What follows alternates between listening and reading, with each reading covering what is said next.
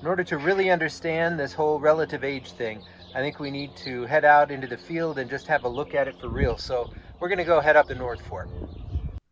So here we are at the tunnels by Buffalo Bill Dam, and we're going to be looking at relative ages of rocks and particularly a couple special features. The features we're going to look at are an unconformity, a fault, uplift, and hopefully even an intrusion. Right behind me we have an example of an unconformity. That's where you get a gap in the geologic record between two layers of rock. For example, here we have some extremely old granite down below. That's the pink rock. And above it, we have much younger sandstone.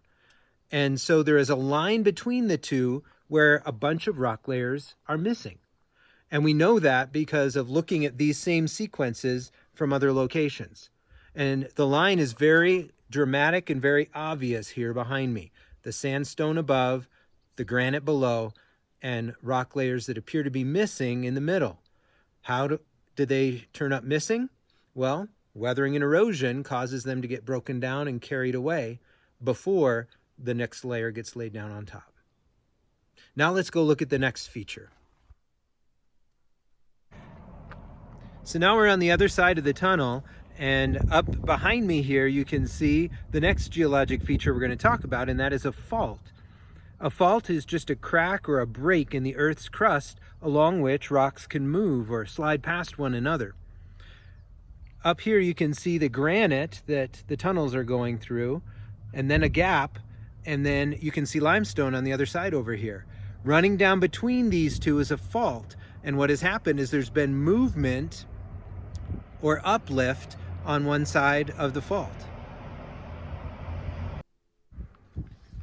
So here we are at the Buffalo Bill Visitors Center parking area, and looking across the water here you can see an example of our next feature, and that's called uplift.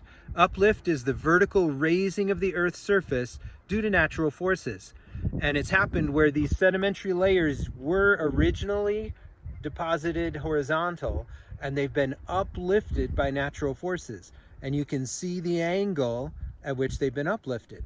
In fact, this feature is called the Rattlesnake Mountain Anticline. It's been uplifted to form Rattlesnake Mountain. And here we have a look at the same fault that we were just looking at, but this time it shows up on the other side of the dam next to where the uplift was. For our last feature, I'm just a little farther up the North Fork by Horse Creek right now. And behind me here you can see the last feature. It's an intrusion. An intrusion is when a crack in the rock allows magma to seep up through it, and then it cools and hardens to form an igneous rock. So this is an intrusion right here, sandwiched between layers of existing rock.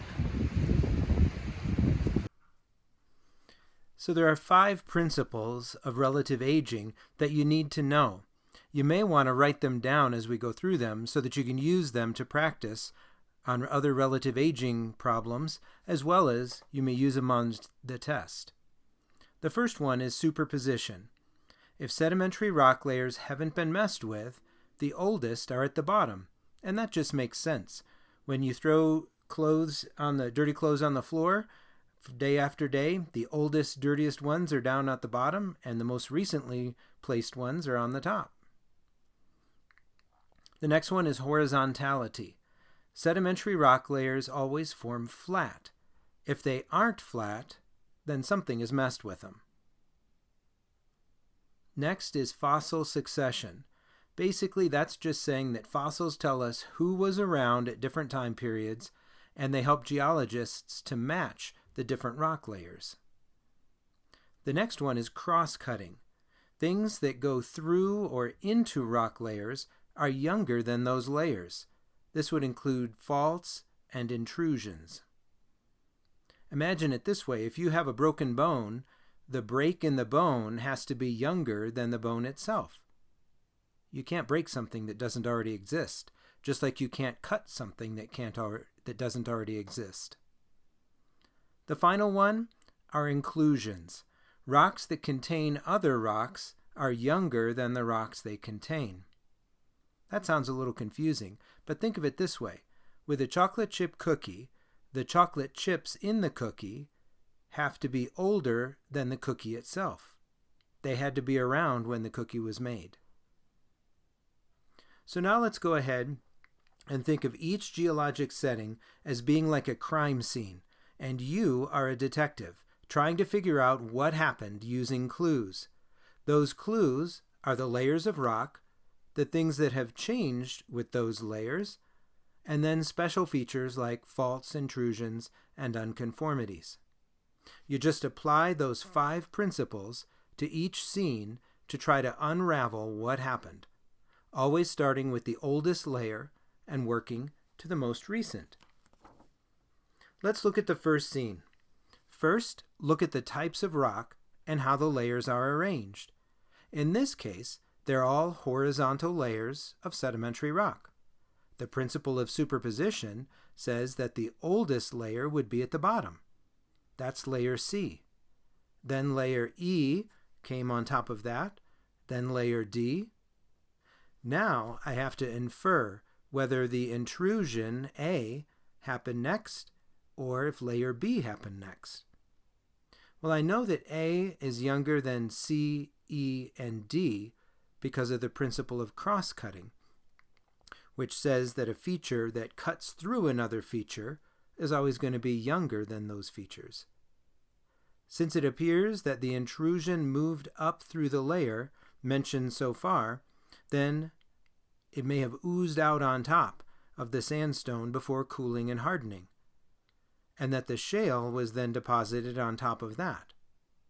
Well, the person who put this together says that intrusion A happened, then layer B.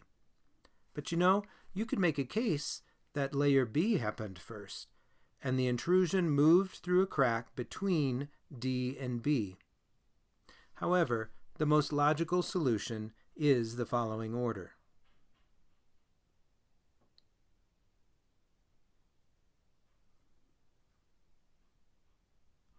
Now let's look at figure 2. Let's see what you come up with for figure 2. Remember, you're going to start with the oldest and work to the most recent, and be sure to apply those 5 principles. So I'm going to ask you to pause the video here and see if you can think through and unravel what happened.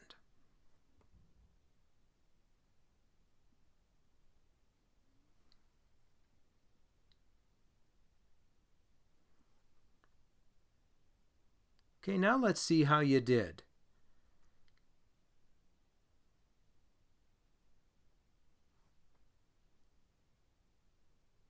So here, the type of rock can be helpful because if the basalt would have been metamorphosed at the same time the schist formed, if it was already there. Also, the yellow line and the stars along that line indicate contact metamorphism, which is a fancy way of saying that the magma scarred the schist when it intruded into it. So E would be the oldest, and then B intruded into that. Then the limestone, sandstone, and siltstone were all deposited after that. Okay, for those of you who are feeling like Sherlock Holmes right now because the first 2 didn't challenge you, try your hand at this one. Go ahead and pause the video, figure it out, then start the video and check your answer.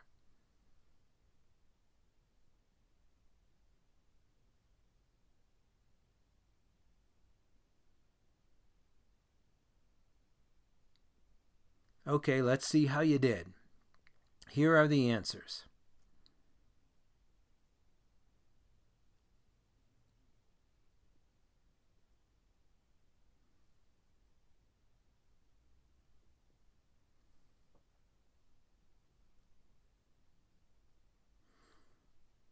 So the explanation for this, sedimentary rocks G, C, A, and F were deposited in that order.